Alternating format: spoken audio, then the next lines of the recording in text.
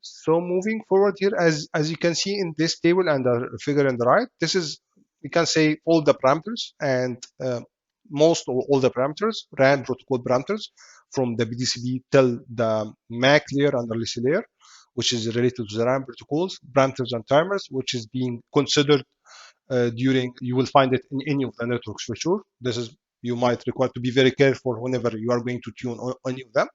So again, we already explained how that it is being transferred. So here I'm assuming you have a transmitter and receiver. So this is applicable even for download or upload. So download, it will be unit B towards the UE. If upload, it will be UE towards the unit B. And at the end, any of them will be acting as a transmitter, and any one of them will be acting as a receiver. So the first timer I'll get start with, this is at the transmitter. You can see we have timers at transmitter and timers at the receiver, timers and parameters. So the first timer called discard timer. This is at the PDCP. Once the data received from the upper layers towards the PDCP layer of the unit B, for example, or the UE, what we'll see, there is a timer will be starting at the PDCP. This timer is just like a buffer time. For example, if the packets retained or stayed in this packet for longer than the particular the duration of this timer, the unit B itself will be discarding. The transmitter or the UE will be discarding this packet, so it will be counted as a packet loss. So this is one of the things. So again, increasing or decreasing this timer can increase the delay or reduce the delay, but in the opposite way around, it can also have a better packet loss or less packet loss. This will be explained when you go in details for the next slides as well, whenever you go to the PDCP and CP part, to see what kind of relation and consideration you need to check whenever you do this kind of tuning. Then you have the RLC. But before doing all of that, I would like to explain a very small part here, which is related to the SDU and BDU. Just to, because sometimes you get confused or you forget about the name. The input of the layer, whenever it's coming from the upper layer, it's coming as SDU. When you enter the data, it's coming as SDU. SDU means service data unit. This is pure data without any headers added yet by the PDCP. Okay, so this is the meaning of the SDU. This is the pure data coming from the upper layer to PDCP before adding the headers.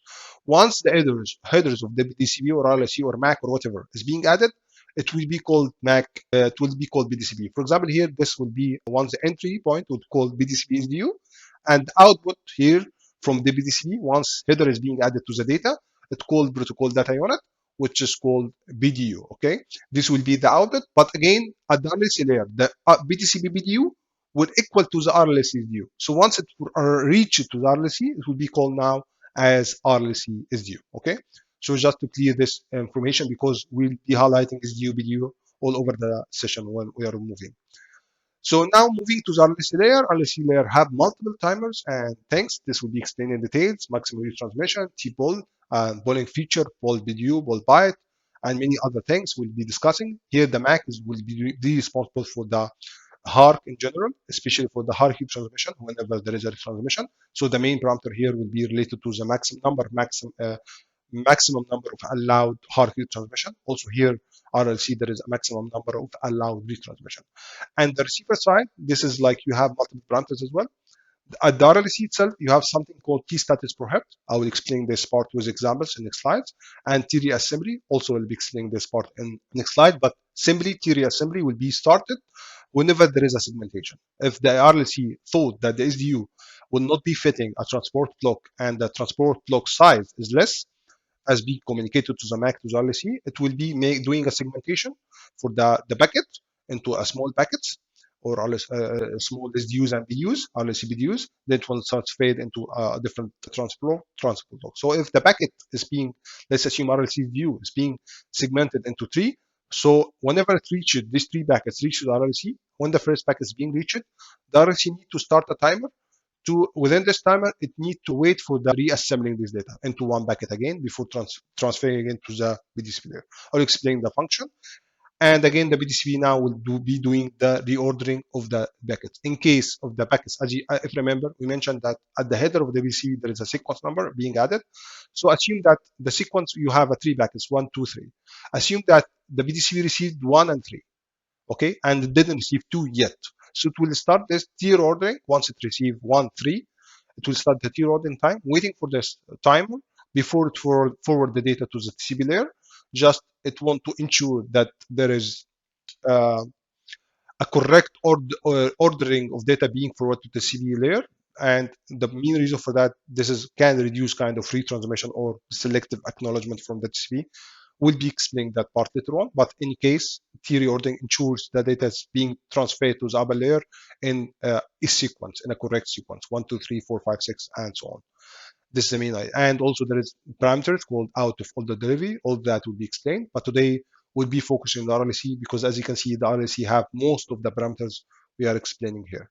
So now let's move next to see in details, and it will be very interesting about all the functionality with a very good visualization for each of the functionality for RLC functionality and the timers being used and parameters used by the RLC, and also some how the RLC interact. So let's move forward, see what we have.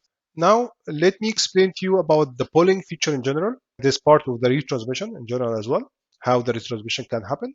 So we have multiple parameters actually. As you can see here, we have poll BDU, we have poll byte, we have tPollRetransmit, we have the maximum also retransmit threshold.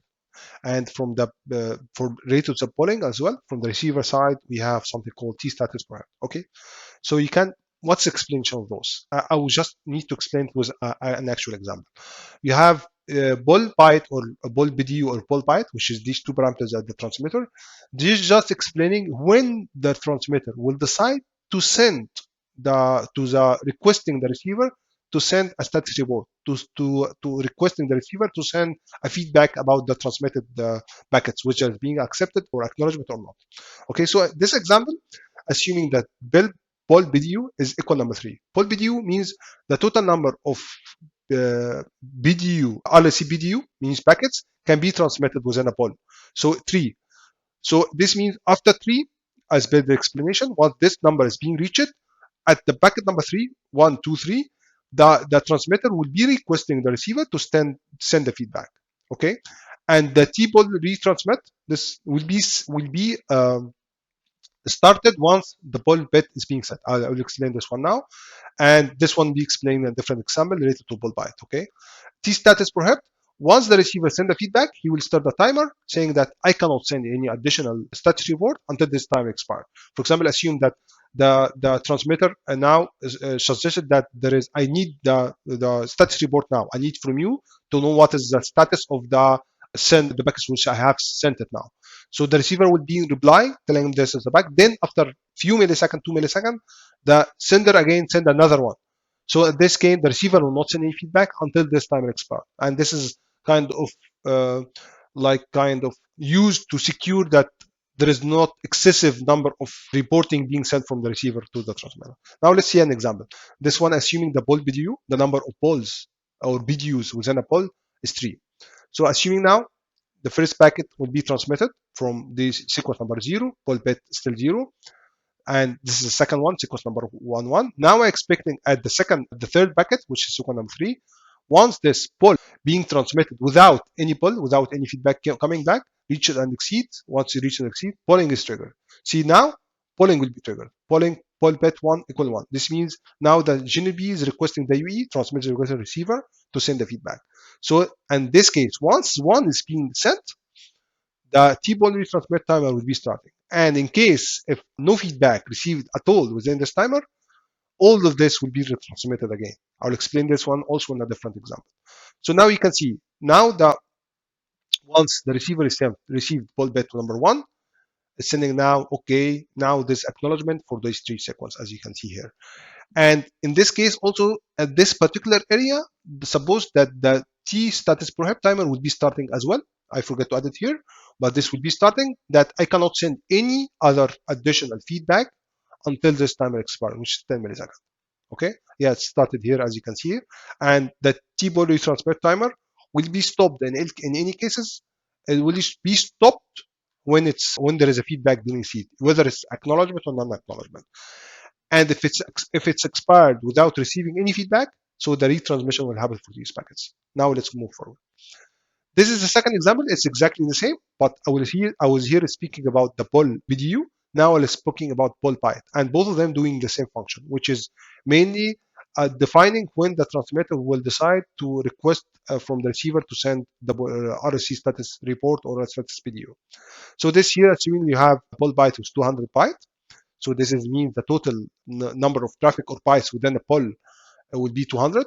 And here, assuming that the first packet being sent was the size of this packet to RLC PD was 100 byte, the second was 100 byte. Since both of them is equal to 200, which is this one, then here it will be requesting as you can see, one. So here the receiver again will be sending the feedback with acknowledgement for sequence number 3. And together they ensure this together, ball BDU and ball byte, ensure there's efficient flow control and feedback mechanism in general.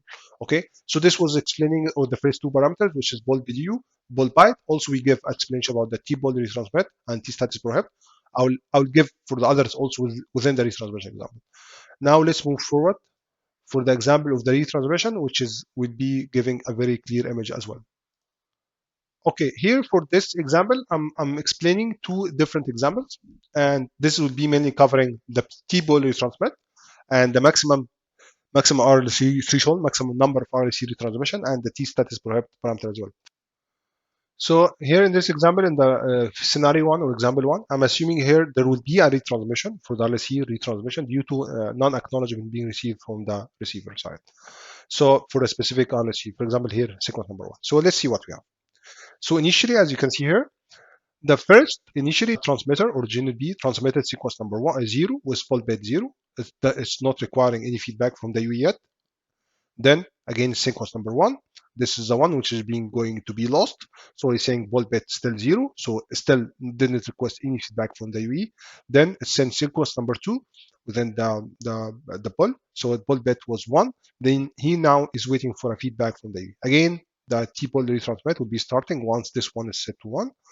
And now there is a feedback coming from the UE, RLC status video, telling him this acknowledgement sequence number 3. I'm waiting for sequence number 3, which is after 2, but not acknowledge sequence number 1. I received 0 and 2, and I'm waiting for 3, but I have a problem in sequence number 1, and this non-acknowledgement, please retransmit it again. So in this case, what will happen? This timer, it will start and stop once you have a feedback. So since you have a feedback here, this one will be stopped, as you can see here. And again, the t-status prohibit timer will be starting whenever there is a feedback sent from the UE, and the UE cannot send any additional feedback until this one is expired. So the very longer of this timer, it can delay the feedback from the UE. The very short one can increase excessive feedback from the UE. So now what will happen? We're expecting that now sequence number 1 will be retransmitted from the GNB or the transmitter because it received non-acknowledgement here. And assuming that this one is being successfully received and the UE is gone. UE replied for that or receiver replied for that one. Now for this one, this one will be for the maximum whenever the maximum transmission threshold is going to be reached. Here, scenario this one, I'm assuming that retransmission RLF radio link failure being triggered due to tPollRetransmit timer. This one expired, and maximum threshold, maximum number of RLC being reached. This is assuming now the maximum threshold is 3. Okay, so again, let's move forward. Here we have sequence number 0, ball bit 1. Sending now requesting directly for the feedback. Okay, so the UE send or the receiver send the feedback acknowledgement sequence number 1 or non-acknowledgement, but this is this acknowledgement or whatever feedback is being sent, but somehow to us being lost and not being received by receiver. So in this case, this one was started, but it should be stopped if it's received, but this one is not being received at all. So once the time is being expired, what will happen? You have another timer is being started here, the t-status prohibit, which is prohibiting the user sending additional feedback. So now what will happen? You will find that since the tPollRetransmit expired, then directly after the GNB or the transmitter should send a retransmission for this one because he didn't receive any feedback within this particular time. And the UE cannot send the feedback. It can just send the feedback once this timer is being expired. So now sequence number 0 is being sent, retransmitted again, which is this one, with ball bit 1, asking him. Again, the same scenario being repeated for the second time. The UE replied, but somehow the feedback was not received by GNB. The timer again expired, tPollRetransmit timer. Again, retransmission happened. For the third time, again, this is happening now. It's being transmitted, not acknowledgement. So in this case, what will happen? As you can see, for the third time, we have 1, 2, 3. So this means the maximum RLC transmission being reached now. So in this case, GNB will declare there is a radio link failure because the user couldn't decode correctly decode all the retransmission. So now the maximum transmission threshold being reached, so the radio link failure will be triggered in this case. Now let's move to the I think will be one of the last parameters for this part, which is related for the RLC, which is related to t-Reassembly, how it's being working, and so on. Okay, if you remember in the very beginning, I mentioned something related to the t-Reassembly timer, and this is usually at the receiver side. At the receiver, always remember reassembly. Reassembly means I'm trying to recollect something, right? So if there is a segmentation, only in case of segmentation for the RLC from the transmitter, the RLC is being segmented. In this case, the receiver should do a reassembly, but it should do it within a specific timer. And if this timer is expired within doing the reassembly, the receiver now would be requesting or be sending the status report, which is telling them, for example, I didn't receive this and that. Let's see with an example. The first example, number one here, this is assuming all the transmission was being successfully received, all the success of the RLC segments, okay? I'm assuming for sure this is a segmented RLC.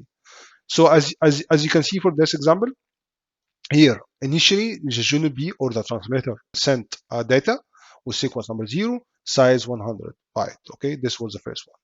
Then the second segment, DCI1, which is means data, sequence number 1.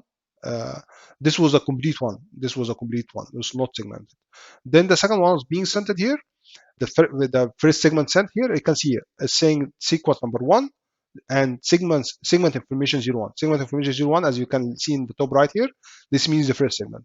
Once the UE or the receiver received this information with sequence number 1 and it's having this header sequence information 01, it will know that this sequence number 1 data is being segmented. So it needs to start now the t-Reassembly timer. It will start t-Reassembly timer and it will be waiting for the additional or the remaining segments for this segmented one. Once it's received within the timer, the last segment, which is 10 here, as you can see for that part, now this means it's being completely received everything, so it will stop the timer. So once if all the segments being received within the timer, so there is no problem, it will stop the timer once it receives this one. Then it will send directly after since this poll flag 1, so it will send the feedback acknowledgement sequence number 2. I received 0 and 1 completely. Now I'm waiting for the next one, which is 2. So here again, the transmitter requested the receiver to send the status report, okay? RLC status report. Now assuming that there is one RLC segment is being lost. Assume that same example here, but here this one is being lost, which is sequence number 1 and 0, which was the last segment, which is last segment here. So here the timer is being started. So it will keep waiting for this timer. So once the timer expired before receiving this segment 1, so in this case, the receiver himself will send RLC status BDU report telling him after this expiry of the t-Reassembly, after the expiry without receiving this one, the receiver will send directly telling him, I didn't receive this one. I received non-acknowledgement of sequence number 1. I just acknowledged the first one with 610, but I received this one. I didn't receive. Please retransmit it again.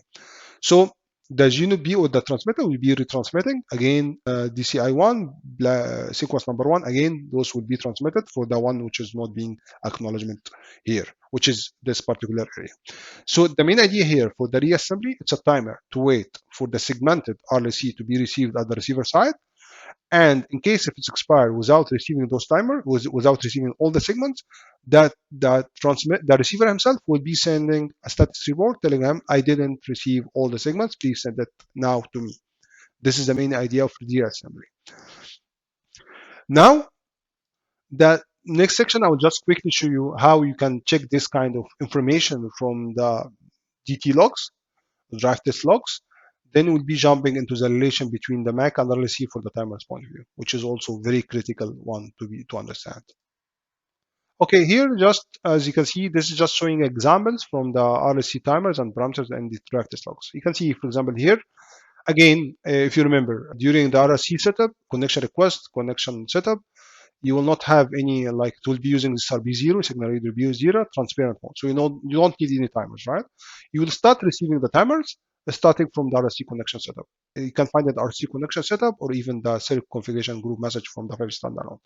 Because why? Now, after you pass the SRB0, which is during the RLC request RLC setup, once you receive the RLC setup, now the next for SRB1, it needs to be based on acknowledgement mode. So you are expected to receive the SRB1 within the RLC setup message or even the serial configuration. You can see, for example, 4G, 5G non-standalone, I have seen this one, an RLC connection setup. This one I have seen this message which is called cell group configuration and all. You can see here, this is the timers at the uplink direction, and this is the link direction. Again, this is from the EU perspective. You have the same timers from the GNB itself, but you can see because it's configured at the GNB. So you have this downlink means this is whenever you're going to receive data, you will act, the UE will be acting as a receiver. So this will be his timer. Reassembly is 40 milliseconds, set provided to 0 millisecond, and this is a sequence number 12. Usually the sequence number is less for the signaling radio bearer, and is 18 for the data radio bearer. And those one for the transmitter, you can see sequence number, tPollRetransmitter, whenever he acting as a transmitter. Same again here, you can see for the data radio bearer, this is usually you will receive it afterwards once you complete the RRC. Once you get a new RRC configuration message here, you'll find your data radio bearer, as you can see here. For example, this data radio bearer number 1. You have here the sequence number, also transmitter and receiver, the assembly timers, and T-status prohibit. And also you can see, for example, sequence number is 18 here for that example. So this is how you can check. Also, from the same message within the RLC setup, you will find the HARQ process. For example, this is telling you have 16 HARQ processes here, which is also can be used for your calculation to define how many HARQ you have processed in the configuration. Let's now move to the last part for the retransmission and the alignment between RLC and MAC timers.